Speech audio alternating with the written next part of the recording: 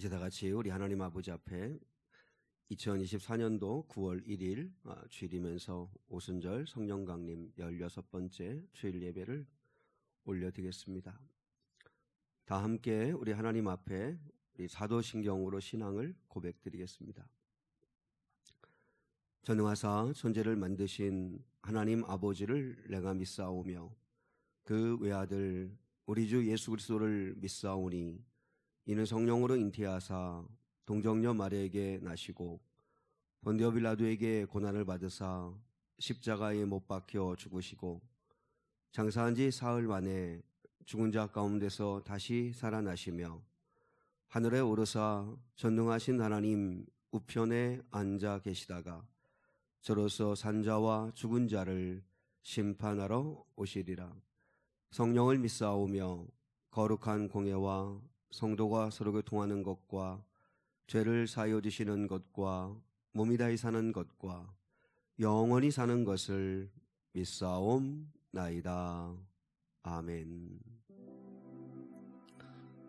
예수 사랑하심을 성경에서 배웠네. 우리들은 약하나 예수 권세 많도다. 함께 찬양하겠습니다.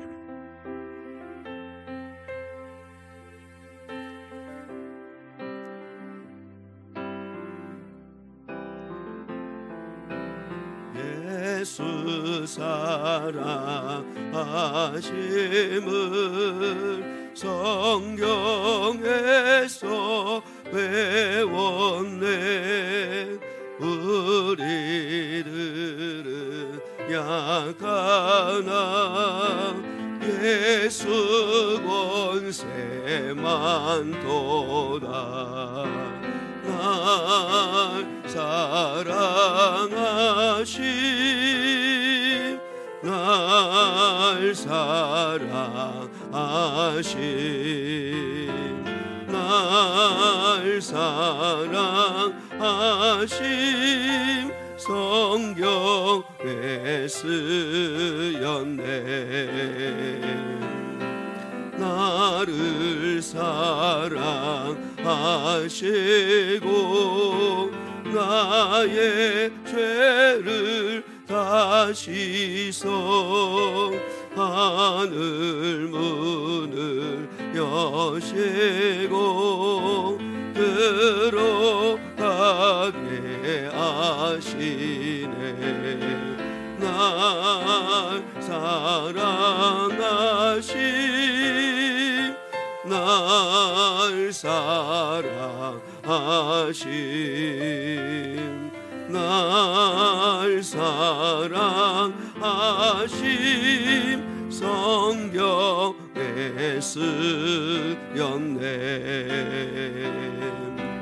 내가 연약할수록 더욱이 여기사 높은 보좌 위에서 낮은 나를 보시네.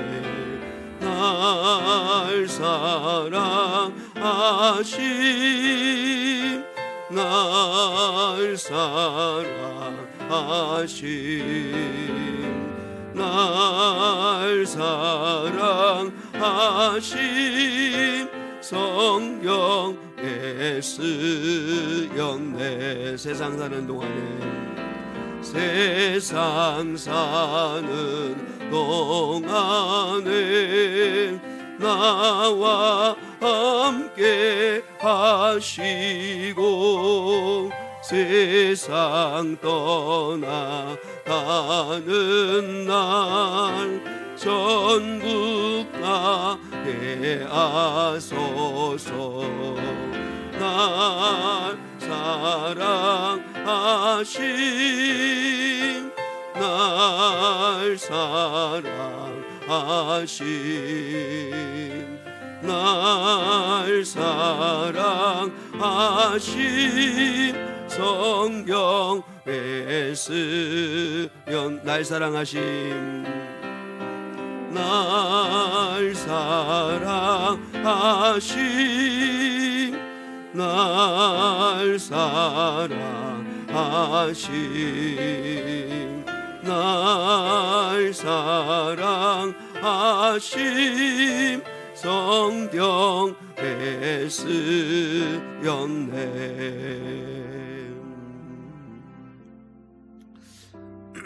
왜 예수를 믿느냐고, 왜 예수님을 믿게 되었느냐고 물으면 모든 그리스도인은 행복하기 위해서라고 대답한다고 합니다. 어거스틴이 한 이야기인데요.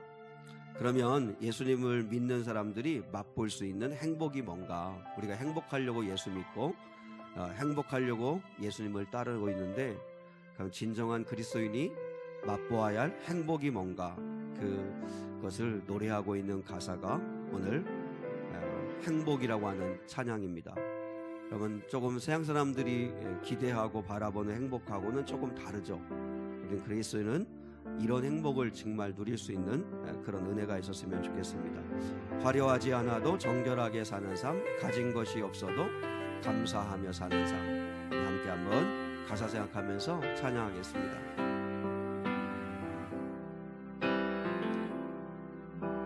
화려하지 않아도 정결하게 사는 삶, 가진 것이 적어도 감사하며 사는 삶, 내게 주신 작은 힘 나눠주며 사는 삶, 이것이 나의 삶의 행복이라오. 화려하지 않아도 화려하지 않아도 정결하게 사는 삶, 가진 것이 적어도 감사하며 사는 삶, 내게 주신 작은 힘 나눠주며 사는 삶, 이것이 나의 삶의 행복이라오.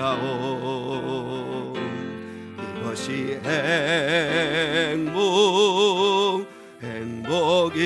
행복이라오.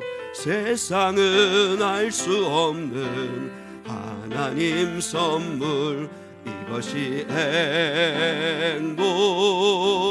행복이라오.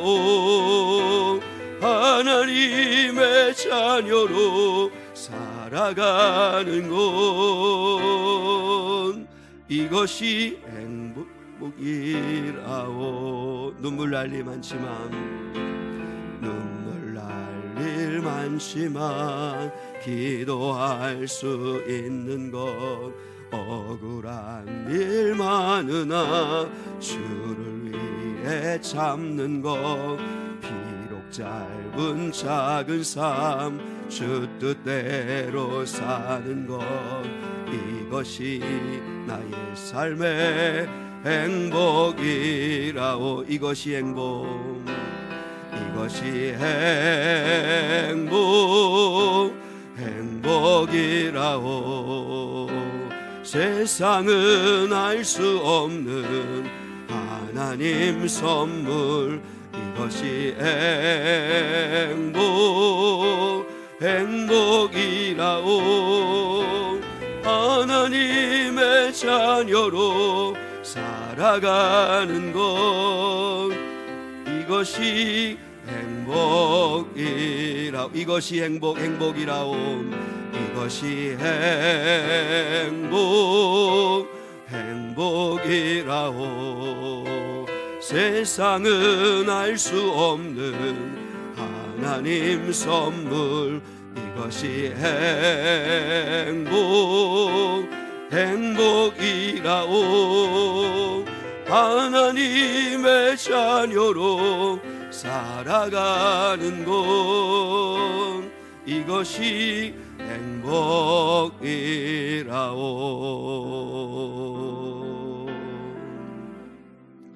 이런 행복을 꼭 누릴 수 있기를 축복합니다. 우리 이 시간 예배를 위해서 이기룡 목사님께서 기도 인도해 주시겠습니다. 함께 기도드리겠습니다.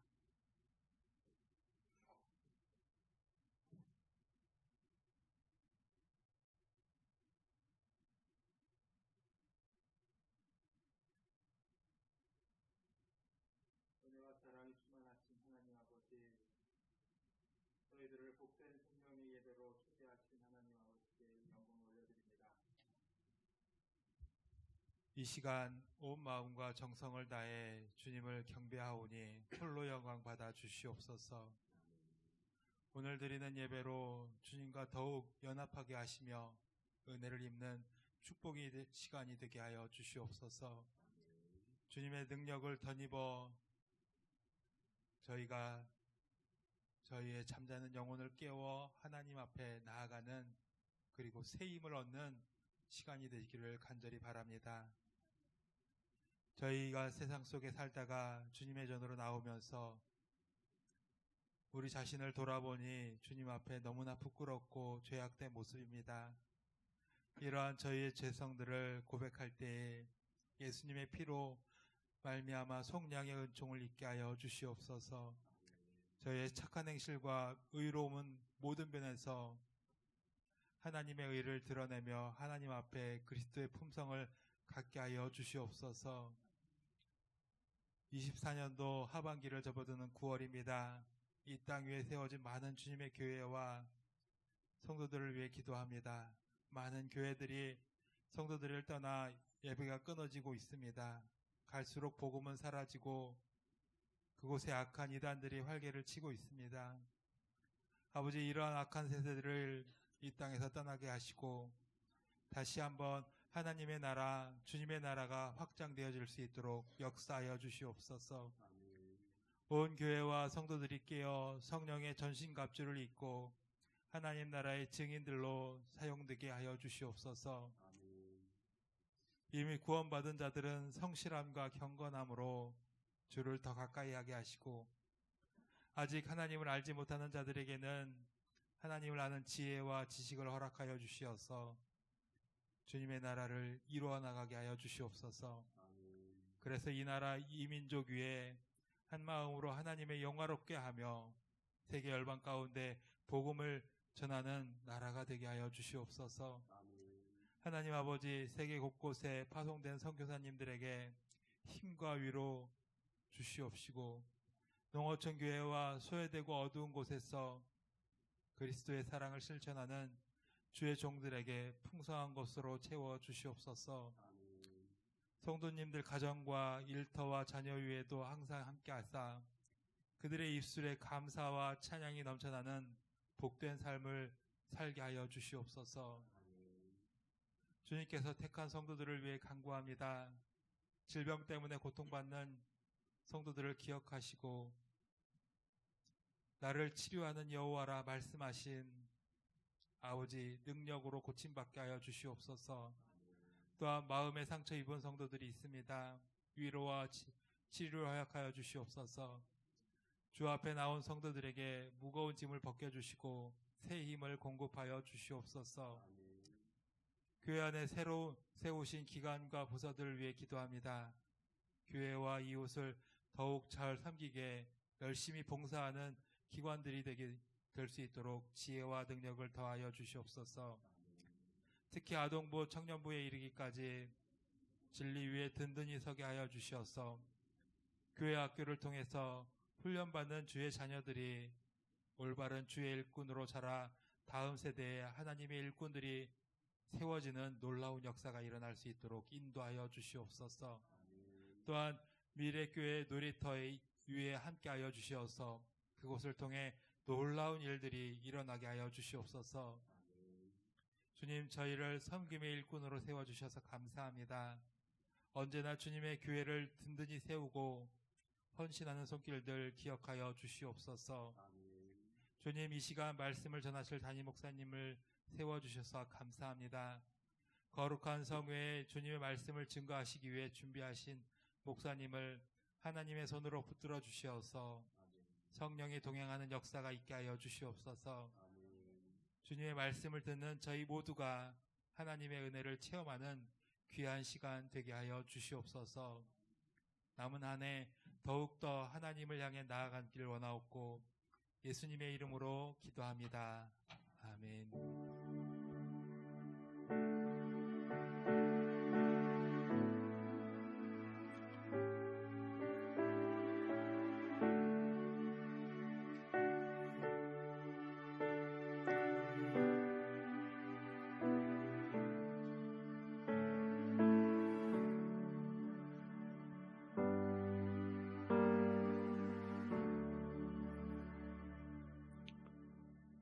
목사님 유아부실 보륨 좀 넣어주세요. 오늘 주일은 성령 강림 16번째 주일이면서요. 이제 9월 1일입니다. 어쨌든 절기상으로도 그렇고 또 이렇게 월 달로도 그렇고 이제 9월이면 이제 가을인데 이제 아침 저녁으로는 선선해서 그래서 무더위가 있긴 하지만 그래도 충분히 지낼 만한 것 같습니다. 우리 여름을 잘 나신 성도들을 축복하고 하나님의 은혜가 늘 함께할 수 있기를 간절히 바랍니다. 오늘 오후 1시 20분에 목장 모임이 있습니다. 그리고 중보기도 모임 또 수요 저녁 예배 후에 있고요. 금요 성령 집회는 이번 주간은 쉽니다. 주말 전도는 이제 이번 주 토요일부터 이제 또 오후 2시에 시작을 합니다. 기억하시고 또 많이 참여해 주시면 감사하겠습니다.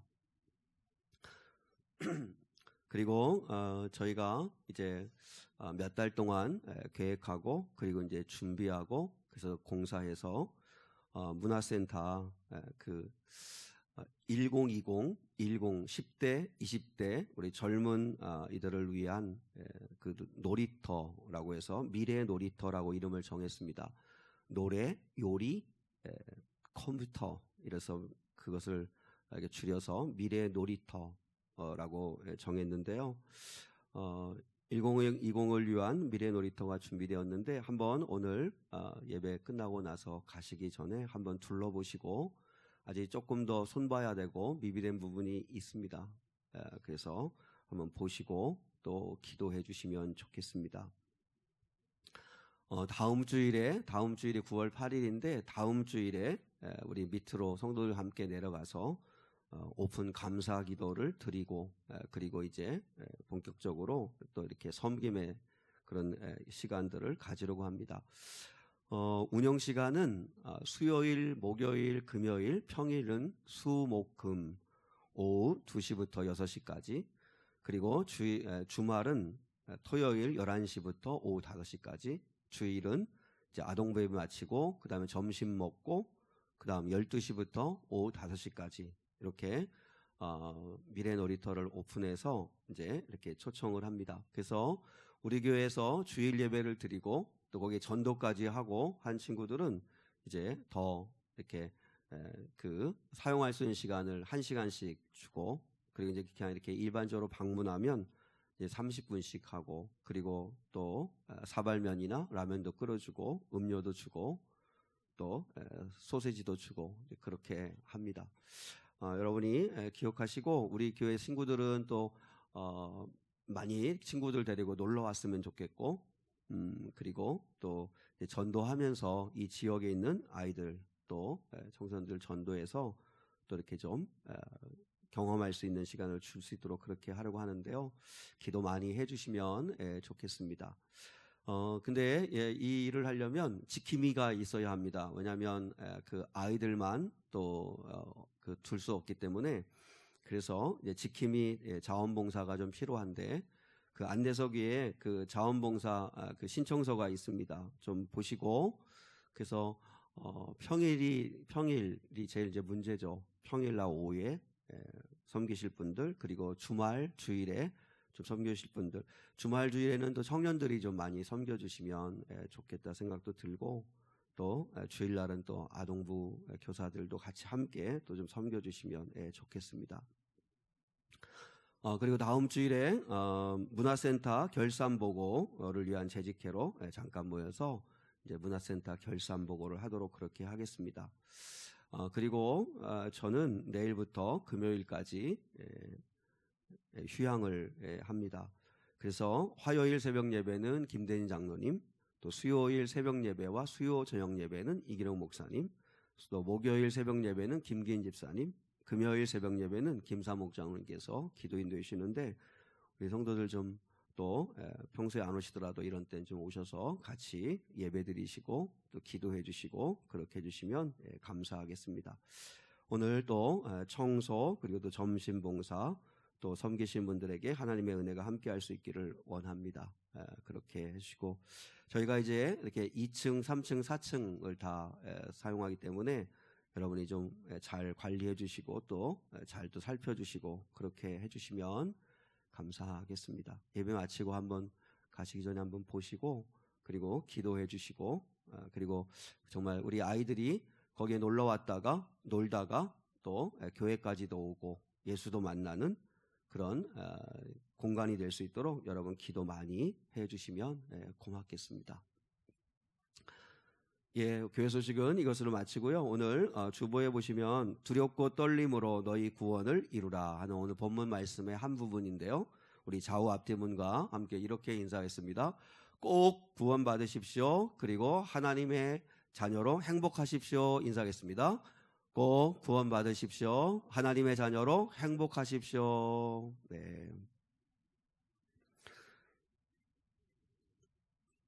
이제 오늘 주시는 하나님 말씀 같이 나누겠습니다. 오늘 주시는 하나님 말씀은 빌립보서 2장 12절 말씀부터 우리 15절까지입니다.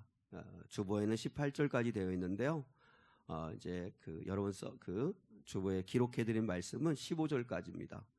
우리 빌립보서 2장 12절 말씀부터 15절 말씀 우리 한 절씩 받들어 읽겠습니다.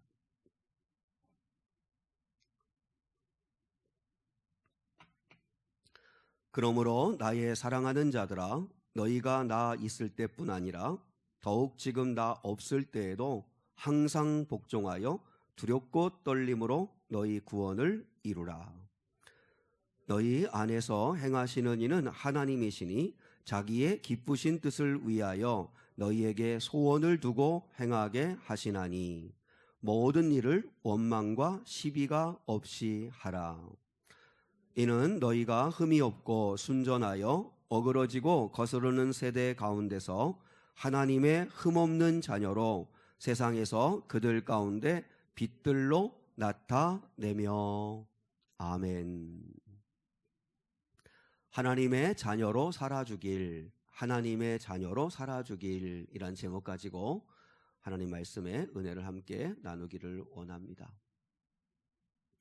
하나님은 오늘 바울을 통해서 우리에게 이렇게 말씀하십니다. 특별히 15절에 있는 말씀인데요. 빌립보서 2장 15절에 보면 어그러지고 거스르는 세상 가운데서 하나님의 흠없는 자녀로 살아주기를 바란다. 이렇게 말씀하고 있습니다. 이건 바울의 이야기가 아니라 이제 바울을 통해서 하나님께서 우리에게 하시는 말씀입니다. 근데 여러분 오늘 본문의 말씀해 보니까 이 세상은 어떤 세상이라 했죠? 2000년 전이나 지금이나 어그러지고 거스르는 세대. 그러니까 어그러졌다는 건 뒤틀렸다는 거죠. 그리고 거스른다는 건 하나님의 진리의 말씀을 역행하고 대적하고 거스르는 것을 이야기하는 거죠. 캐나다는 2005년도에 동성결혼을 합법화했습니다. 2005년도에. 좀 빨랐죠. 그래서 포괄적 차별금지법을 이렇게 통과시켰는데 이제 19년이 지난 지금 한 고등학교에서는 트랜스젠더 정책에 반대하는 한 학생이 무기정학을 당했습니다. 그리고 지금 현재 미국에서 기독교의 한 교단이 총회적으로 무슨 결의를 했냐면 동성결혼을 찬성하는 결의를 그러니까 기독교의 총회에서 결정을 했습니다. 교단에서 결정을 했죠. 그리고 그 뜻에 반대하는 목회자들을 다 파면하고 그리고 교회 모든 재산을 다 몰수하는 그런 일들이 지금 벌어지고 있다고 합니다. 그래서 실제로 이제 이 교단에서는 남자인 동성 부부가 둘 다 목사인 그런 경우도 있다는 거죠. 동성애를 반대하고 동성결혼을 반대하면 구속되는 일들이 지금 현재 벌어지고 있다는 거죠. 그러니까 포괄적 차별금지법이 통과되고 나니까 10년도 안 돼서 교회가 위협을 받기를 시작한다는 거죠. 여러분 지금 우리는 기독교인들이 계속 포괄적 차별금지법 반대를 위해서 또 통과되면 안 되기 때문에 계속 교회가 싸우고 있습니다. 여러분 결국은 교회의 생명마저 위협을 당하고 있는데 사실 이 세상은 이렇게 어그러지고 하나님의 말씀을 거스리고 하는 세대들이 계속 일어나고 있는 이런 시대입니다. 그렇기 때문에 성도들이 깨어 있어야 되고 정말 기도해야 되고 그리고 말씀으로 무장을 해야 합니다. 그럼에도 불구하고 저도 마찬가지지만 사실 우리 성도들을 생각하면 온통 세상의 마음과 생각을 다 빼앗기고 살아가고 있는 게 아닌가 하는 생각 때문에 사실 너무나 걱정이 되기도 합니다. 이 유럽에서 있었던 일들 또 미국에 있었던 일들이 그대로 이제 우리 한국 교회에 오는 게 아닌가 싶은 그런 마음에 참 마음이 무겁기도 하고 그리고 두렵기도 하고 우리 성도들이 정말 깨어나야 되는데 좀 깨어 있어야 되는데 온통 마음과 생각이 세상에 가 있는 건 아닌가 하는 생각 때문에 참 무겁습니다. 하나님의 이름이 조롱받고 하나님의 말씀이 짓밟히고 있는 그런 세상 속에서 지금 살아가고 있습니다. 바울을 통해서 우리 하나님께서 말씀하시는 거죠. 이렇게 어그러지고 거스르는 세상에서 너희는 하나님의 흠없는 자녀로 좀 살아주기를 원한다. 이렇게 말씀을 하시는 거죠. 우리가 좀 하나님의 자녀로 살아갈 수 있다면 얼마나 좋을까. 우리 지난 주일 오후 예배 시간에 말씀을 드렸는데요. 다윗이 골리앗을 향해서 물맷돌을 들고 목숨을 걸고 싸움을 하러 나간 이유가 뭐죠? 이유는 딱 하나입니다. 하나님의 이름이 모욕받았기 때문입니다. 그러니까 하나님의 이름이 짓밟히는 거기 때문에 내가 목숨을 내놓고라도 골리앗과 맞짱을 뜨겠다 하는 마음으로 달려간 거죠. 우리 그리스도인에게는 그런 패기가 좀 있고 용기가 있고 그런 담대함이 있어야 된다고 생각해요. 근데 오늘날에는 하나님의 이름이 짓밟히고 심지어는 우리 아버지시잖아요. 믿는 사람들에게는 하나님이 아버지신데 아버지의 이름이 막 짓밟히고 아버지의 이름이 조롱받고 아버지가 지금 멸시받는데도 자녀들이 아무 말도 못하고 눈치만 보고 가만히 있으면 말이 안 되는 거죠. 슬로보아스의 딸들이 아버지의 명예를 위해서 싸운 것처럼 여러분 우리들도 하나님 아버지의 명예를 위해서 하나님 아버지의 이름을 위해서 싸워야 되죠. 하나님의 자녀로서 하나님의 이름을 위해서 싸우는 가장 적극적인 방법은 우리 스스로 흠없는 자녀로 살아가는 것입니다. 하나님의 흠없는 자녀로 살아가는 것. 그래서 하나님은 오늘 이렇게 말씀하죠. 난 너희들이 어그러지고 거스르는 이 세상 속에서도 흠없는 내 자녀로 살아주기를 원한다. 그러면 하나님의 자녀로 산다는 게 뭘까? 오늘 12절부터 15절에 있는 말씀을 가지고 두 가지만 함께 나누려고 합니다. 첫째로 두렵고 떨림으로 너희 구원을 이뤄가길 바라신다는 것입니다. 두렵고 떨림으로 너희 구원을 이뤄가기를 바라신다. 오늘은 구원에 대한 이야기를 좀 하려고 합니다. 우리 12절 한번 다시 읽을게요. 12절 시작. 그러므로 나의 사랑하는 자들아 너희가 나 있을 때뿐 아니라 더욱 지금 나 없을 때에도 항상 복종하여 두렵고 떨림으로 너희 구원을 이루라. 여기서 이루라라고 하는 말씀이요. 이루라라고 하는 말씀이 현재 명령형입니다. 현재 명령형. 그러니까 지금 이뤄라. 이뤄가고 있어야 한다. 그러니까 구원을 어떻게 이야기했어요? 계속 이루어 가는 거라고 이야기를 했습니다. 여러분 구원은 완성된 게 아니고 계속 이루어 가는 거라는 걸 기억하셔야 합니다. 그래서 구원을 이야기할 때 사실 교회 왜 다닙니까? 우리가 구원 받으려고 다닌 겁니다. 구원 받으려고. 구원이 뭐냐? 또 이제 설명을 해야 되는 거지만 아무튼 우리가 구원 받으려고 다니는 건데 그러니까 제일 중요한 건 내가 내 힘으로는 도무지 빠져나올 수 없는 죽음의 수렁에 빠졌는데 그게 죄의 수렁이잖아요. 근데 그걸 내 힘으로는 빠져나올 수가 없어요. 어떤 것으로도 빠져나올 수 없어요. 그러니까 저쪽에서부터 누군가가 밧줄을 던져주든지 대신 건져줘야만 되는 거죠. 그래서 하나님이 예수님을 이 땅에 보내셔서 우리를 구원하시려고 예수님이 이 땅에 오셨다는 거죠. 그걸 이제 지난주에도 말씀을 나눴었는데요. 그래서 우리가 구원받으려고 하는 건데요. 구원은 계속 이루어 가야 된다. 그래서 구원을 이해하실 때 3시제로 이해를 하셔야 됩니다. 구원의 3시제. 그게 뭐죠? 나는 이미 구원받았다. 과거죠. 나는 이미 구원받았다. 여러분, 예수님을 믿고 영접하는 건 다 각자가 다르잖아요. 정확하게 언제인지는 모르겠지만 저는 중학교 3학년 때고 각자 여러분들 다 예수님을 믿었을 때가 있습니다. 그때 예수님을 믿음으로 나는 이미 구원받았습니다. 그리고 장차 구원받을 겁니다. 구원받을 거. 그러니까 이미 구원받았다는 걸 우리가 뭐라고 얘기하면 조금 어렵지만 칭의라고 합니다. 칭의. 의롭다고 인정된다. 이렇게. 그리고 장차 앞으로 나는 틀림없이 구원받을 것이다. 이걸 영화라고 이야기합니다. 영화. 그러니까 예수님이 부활하신 것처럼 우리도 영원한 몸을 입게 된 날이 반드시 온다라고 하는 거예요. 그리고 세 번째가 지금도 구원을 계속 받고 있다라고 하는 거예요. 그래서 구원을 이렇게 설명하는 거예요. 구원받았고 구원받을 거고 구원받고 있다. 이렇게 얘기하는 거예요. 여러분이 그걸 꼭 이해를 해야 되는데, 그래서 구원받고 있다. 지금 구원받고 있다는 걸 우리가 뭐라고 하냐면 성화라고 그러는 거예요. 성화.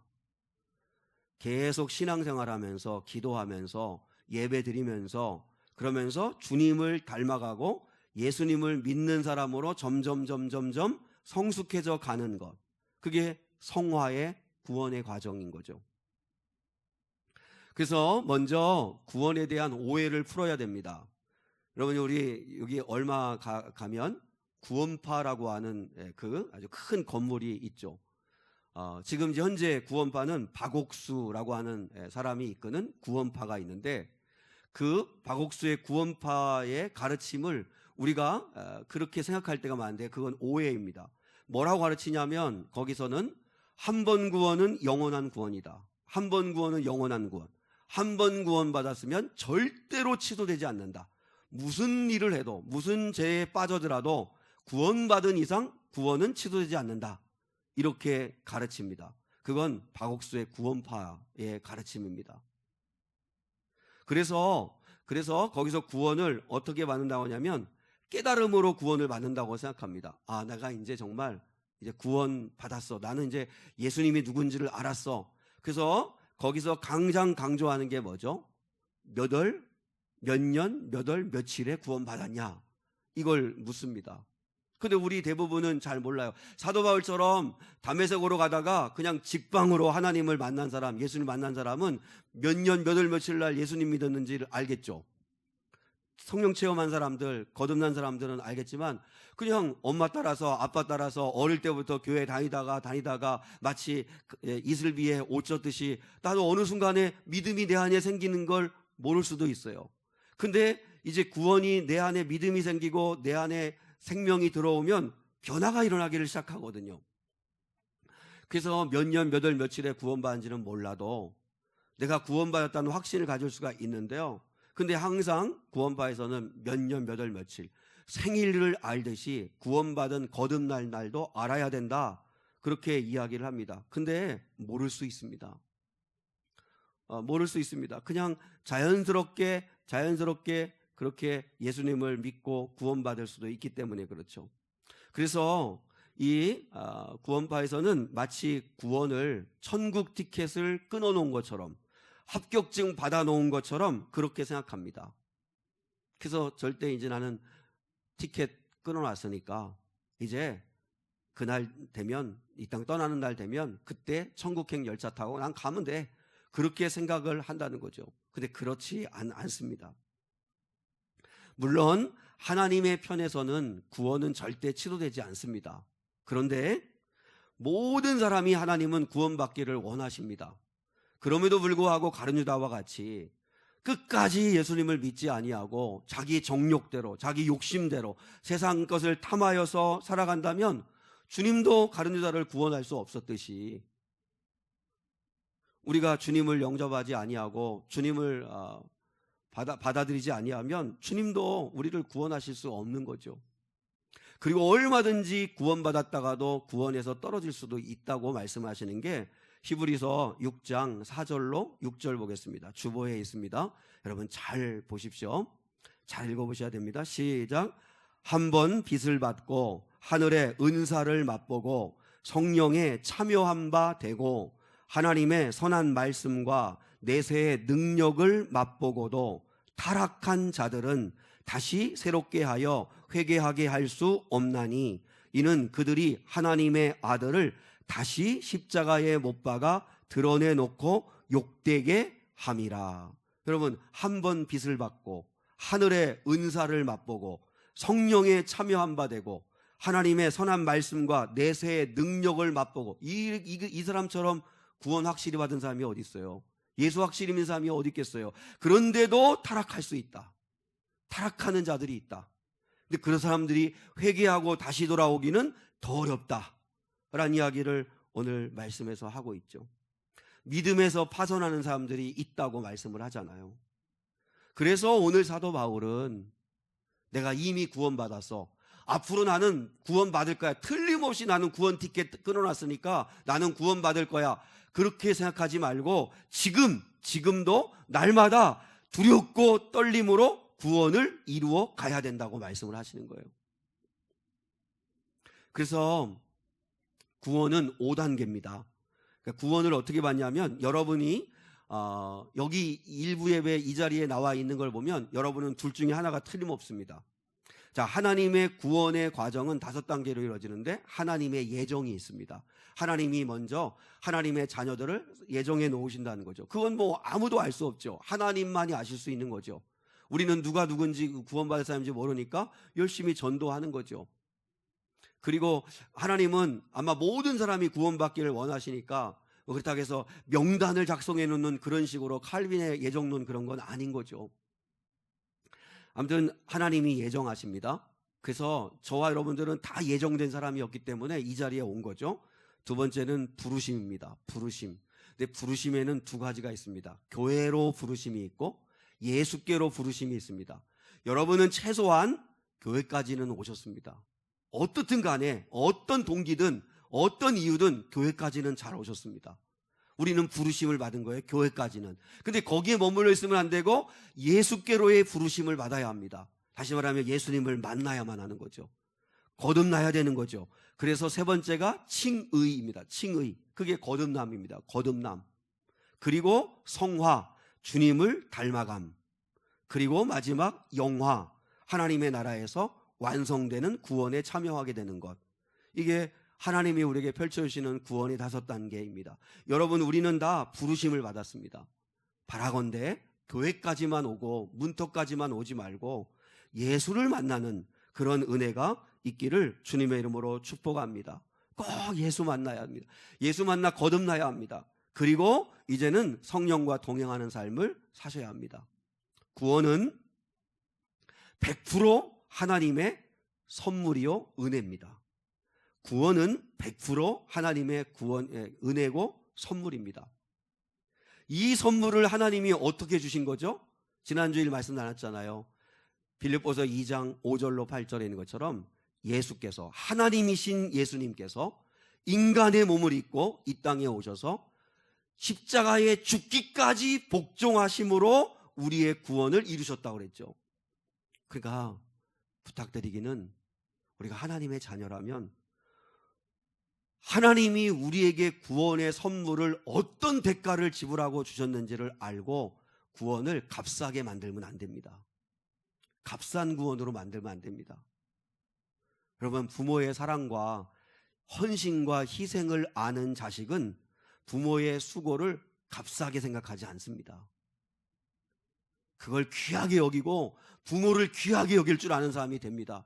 부모님이 나에게 베푸신 사랑, 희생, 헌신, 그걸 아는 사람은 알면 알수록 부모님을 귀하게 여깁니다. 부모가 돈 못 번다고, 부모가 아프다고, 부모가 약하다고 내팽개치지 않습니다. 왜요? 부모의 희생과 사랑을 아니까. 그렇듯이 하나님의 희생, 하나님의 십자가의 사랑, 그 사랑을 알면 알수록 구원받은 자로서의 그 구원을 값싸게 만들면 안 됩니다.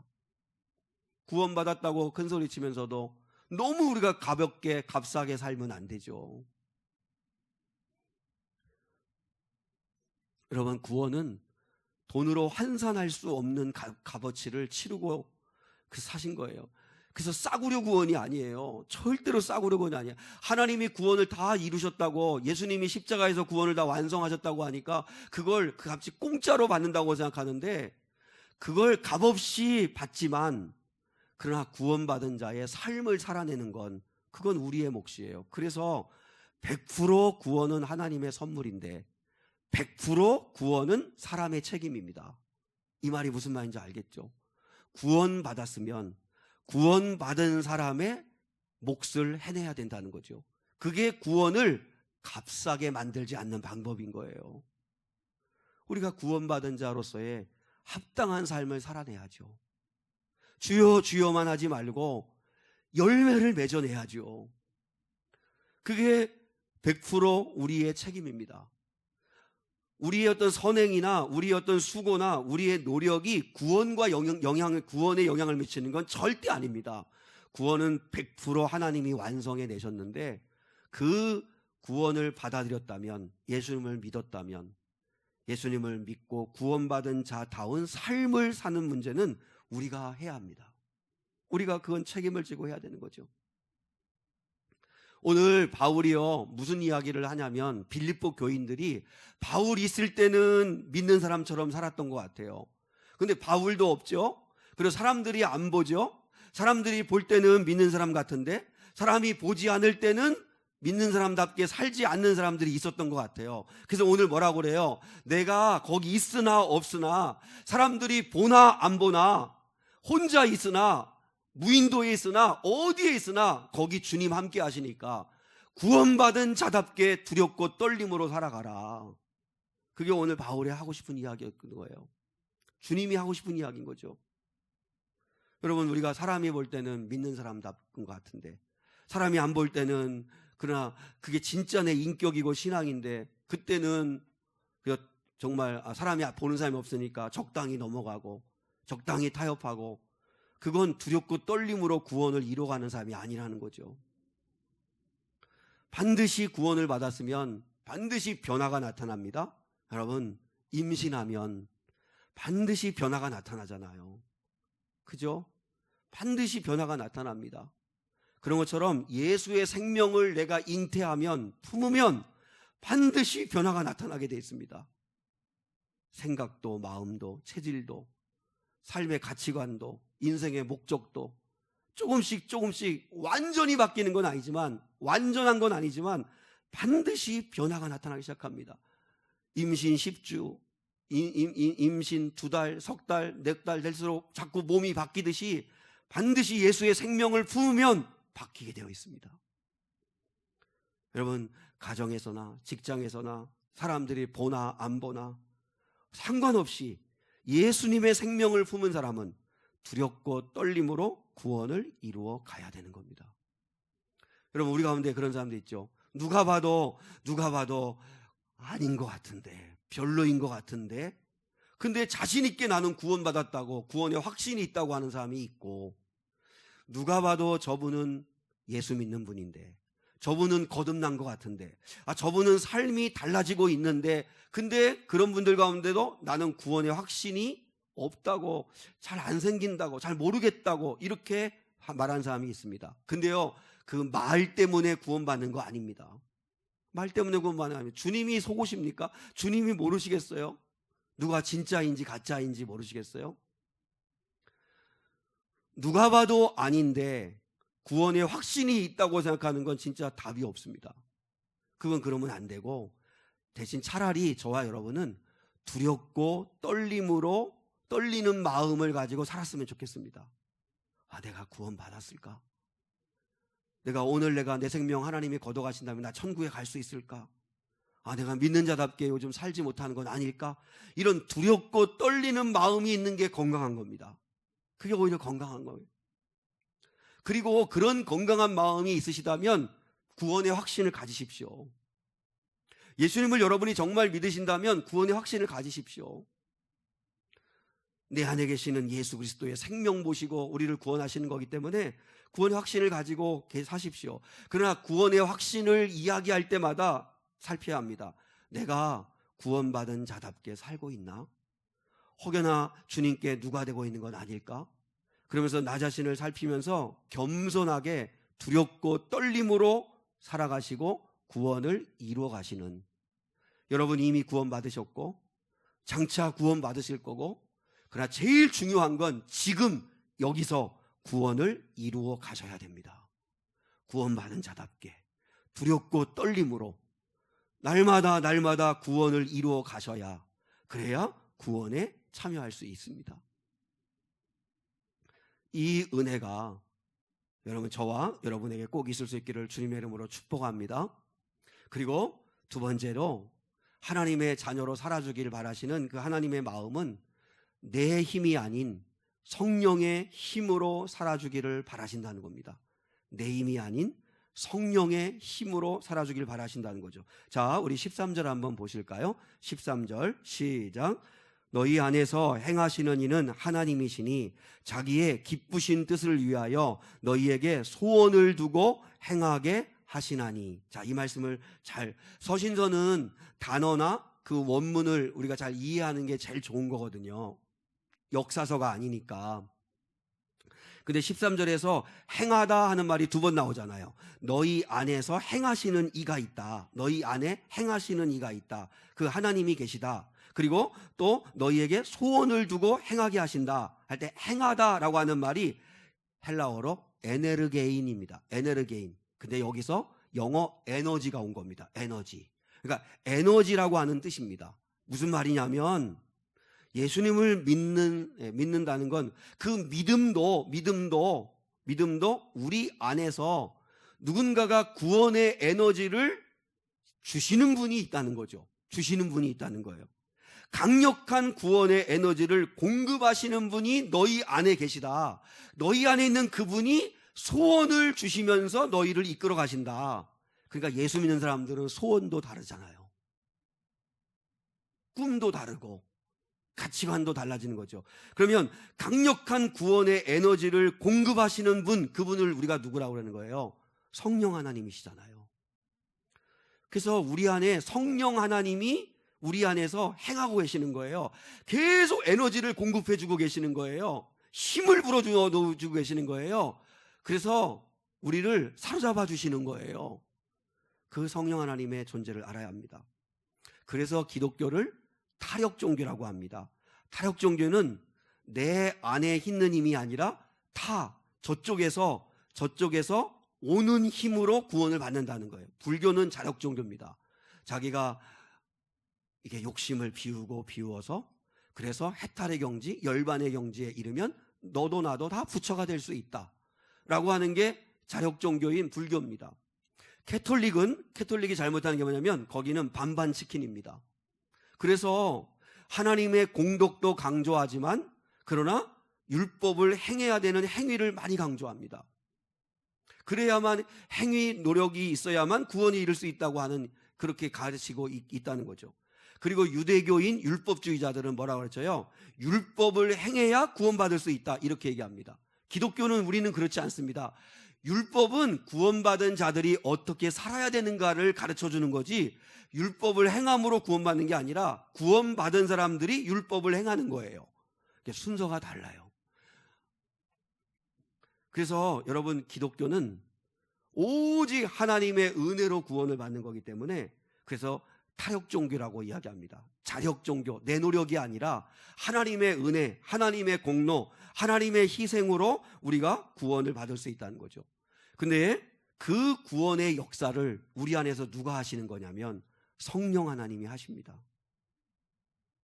성령 하나님이, 예수님이 내가 빨리 가서 아버지께 구해서 너에게 성령을 보내주겠다, 그분은 너의 보혜사가 될 거다, 이렇게 말씀하셨잖아요. 여러분, 내가 마음을 열지만, 그러나 내 안에 오셔서 믿음을 주시는 분은 성령님이십니다. 그래서 내가 예수님을 믿게 된다는 건 이미 내 안에 성령님이 와 계시다는 것입니다. 성령님이 와 계신데도 많은 그리스도인들이 내 안에 성령님이 와 계신 줄도 모르고, 와 있다는 건 자꾸 들어서 알겠는데, 그러나 내 안에 계신 성령님을 왕으로 모셔드리려고 하지도 않고, 그분과 동떨어진, 상관없는 삶을 살아내는 사람들이 너무 많다는 거죠. 중요한 건 뭐냐면 내 안에서 구원의 에너지를 공급하시는 성령님이 계시다는 것입니다. 저는 제 안에 계신 성령님이 힘을 불어넣어 주셔서 사역하게 하신다고 생각하는 걸 경험할 때가 너무 많습니다.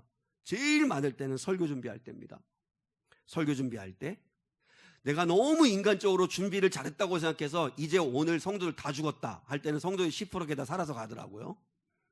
근데 정말 요즘 8월 한 달 동안은 정말 그 문화센터 준비하느라고 그 다음에 계속 거기에 신경 쓰고 그 업자와의 그 딜레이하고 뭐 이렇게 막 또 이렇게 막 조율하고 그러다 보니까 너무너무 지치더라고요. 너무너무 지치는데 근데 그럼에도 불구하고 그래서 어떻게 해요? 새벽에 더 준비해야 되고 밤에 더 늦게 준비해야 되고 왜냐하면 시간은 똑같이 준비를 해야 되니까 그렇게 하는데 근데 여러분 그럴 때마다 성령 하나님이 공급해 주시는 힘을 느낄 때가 있다니까요.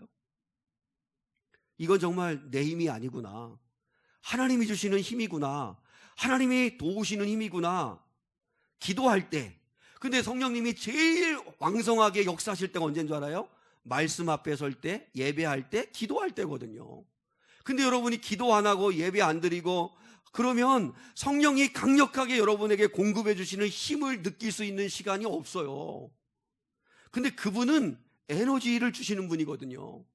너희 안에서 에네르게인 강력한 힘을 불어넣으셔서 말씀에 순종도 하게 하시고 그리고 정말 나는 지금 환경은 고통 가운데 있는데 기쁨이 넘치게 해주시고 될 수 있겠구나 확신 갖게 해주시고 용서할 수 있는 힘도 주시고 그런 내 마음 안에 거룩한 소원도 심어주시고 그렇게 하게 하시는 분이 누구냐? 그게 성령님이시라고요.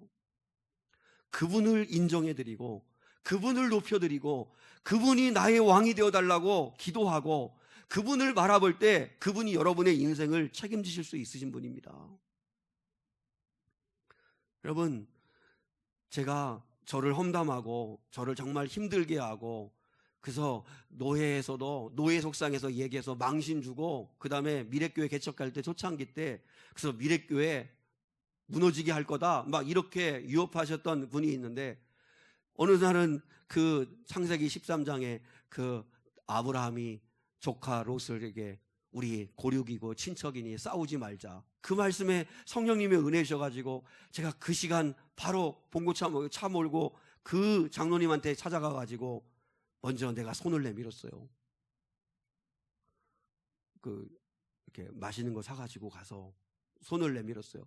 그러고 난 다음에 몇 달 있다가 그분의 전화 와서 그분이 죄송하다고 사과했어요. 여러분 그 힘이 어디서 나오는 걸까요? 성령님이 주시는 힘이에요. 너무너무 가는 내내 이거 혹시 성령님의 힘이 아니라 혹시 내 생각 아닐까? 그냥 돌릴까? 어떻게 할까? 집 앞에 가서 초인종을 누리고 하는 것부터 너무너무 떨리고 너무너무 부담스러운데 근데 그게 되게 하시는 건 성령님이 내 안에서 주시는 힘이죠. 여러분 개척할 때 목회할 때 그리고 미래 놀이터를 정말 준비해서 우리 교회 오는 아이들 조금이라도 행복하게 교회 오면 즐겁게 놀 수 있도록 해야겠다. 그리고 지역에 있는 아이들도 초청할 수 있는 그런 공간을 만들어 봐야겠다. 그런 꿈을 주시고 근데 그게 성령님이 내 안에 불어넣으시는 마음이었는데 근데 그걸 무조건 다 성령님이 하신 일이라고 고집부리면 저는 이단이 됩니다. 그래서 어떻게 검증을 하는 거냐면 가족들의 지지가 있을까? 성도들의 지지가 있는가를 확인하는 건데 만장일치로 성도들이 동의해줘서 함께 꿈을 나눠서 준비된 거죠. 그래서 성령의 역사인 걸 알게 되는 거죠. 무조건 다 고집 부리는 게 아니죠. 한국에 온 선교사들을 생각해 보세요. 그 조선 후기 때 온 한국의 선교사들 그들은요 그 선진국 나라에서 그때 우리나라는 그 푸세식 화장실에서 그 정말 열악한 환경에서 살던 시대 물 끓여가지고 가마솥에 물 끓여가지고 그 추운 샘에서 씻던 시대에 그때 수세식 화장실에서 살던 그 젊은이들이 왜 조선에 왔을까요? 그저 고국에 있으면 편하게 잘 살고 선교운동 얼마든지 할 수 있는데 왜 목숨 내놓고 한국 땅 조선에 왔을까요? 그들 안에 그렇게 조선에 대한 꿈을 갖고 내가 거기 가서 복음을 전해야겠다는 소원을 주시는 분이 성령님이셨기 때문에 그래요. 성령님이셨기 때문에. 그래서 그들이 와서 교회만 세운 거 아니잖아요. 병원 세우고 학교 세우고 선교비 받아가지고 좋은 일에 다 썼잖아요. 가난한 사람들 먹여주고. 여러분, 그들은, 선교사님들은요, 예수님을 입으로 전향한 게 아니라 예수를 보여줬어요. 사랑을 보여줬어요. 믿음을 보여줬어요. 풍토병으로 죽어가면서도 조선을 사랑했어요. 루빅 켄드릭이라고 하는 양화진 선교사 묘원에 가보세요. 그분의 선교사 그 묘비명에 뭐라고 써있는 줄 아세요? 내게 1000개의 목숨이 있다면 나는 그 1000개의 목숨을 조선에 다 주고 싶다. 조선하고 피 한 방울 섞여 있어요. 뭐가 있어요? 근데도 그렇게 조선 땅을 사랑하고, 그래서 예수를 전하고 병원을 세우고 학교를 세우고, 그리고 가난한 아이들, 고아 아이들을 돌보고. 왜 그런 일을 할까요? 그들 안에서 성령 하나님이 에너지를 주시니까 그 마음의 소원을 가지고, 비전을 가지고 오는 거죠.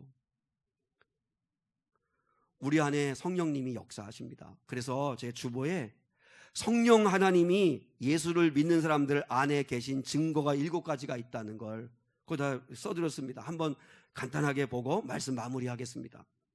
먼저 성령님이 내 안에 계신 7가지 증거입니다. 첫 번째, 예수를 주로 고백한다.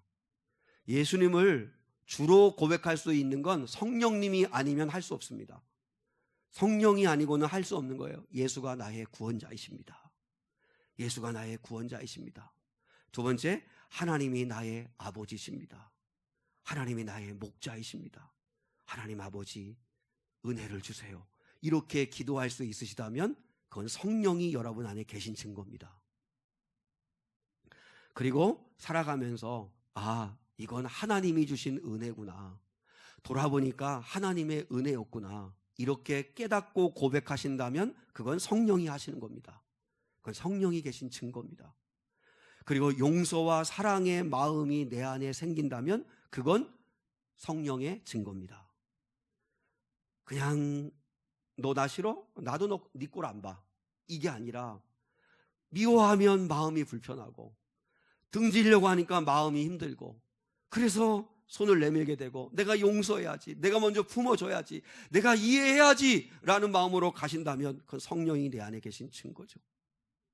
성령의 근심하심을 깨닫고 죄를 돌이킵니다. 여러분, 잘못됐을 때, 잘못 행동할 때 성령님이 계신 사람은 근심하게 됩니다. 내가 이러면 되나?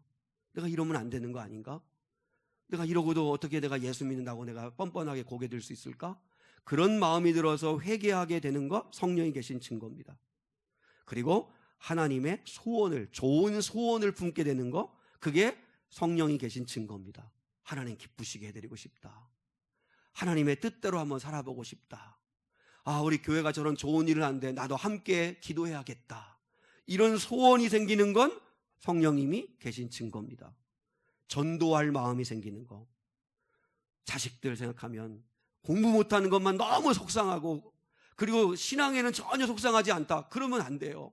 우리 예수 믿는 사람들은 신앙생활을 제대로 못하는 자녀들 때문에 마음이 아픈 거, 그게 성령이 내 안에 계신 증거입니다.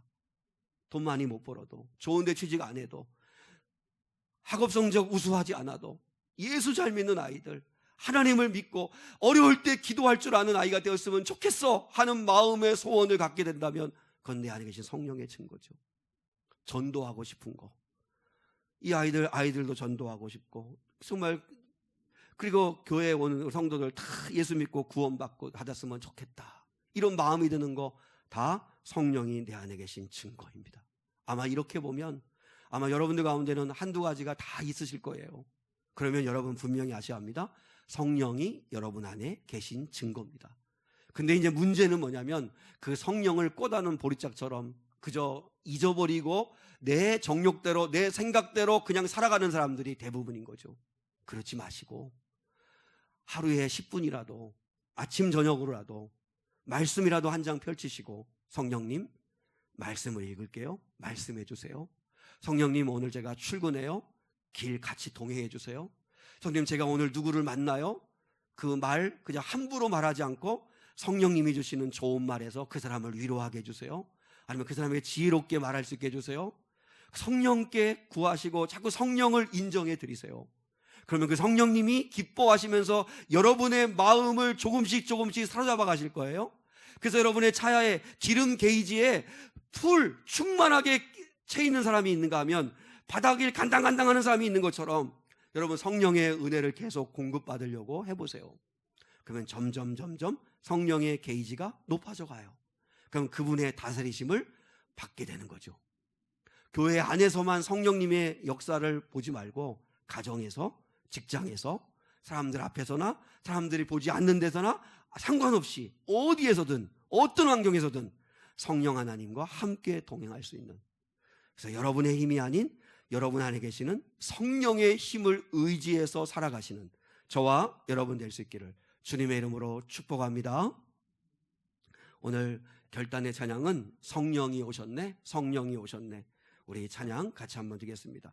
허무한 시절 지날 때, 깊은 한숨 내쉴 때, 그런 풍경 보시며 탄식하는 분이 있네. 우리 함께 가사 생각하면서 내 안에 계신 성령님, 나의 왕이 되어주십시오. 나의 힘이 되어주십시오. 에너지를 부어주십시오. 그렇게 사모하면서 찬양하겠습니다.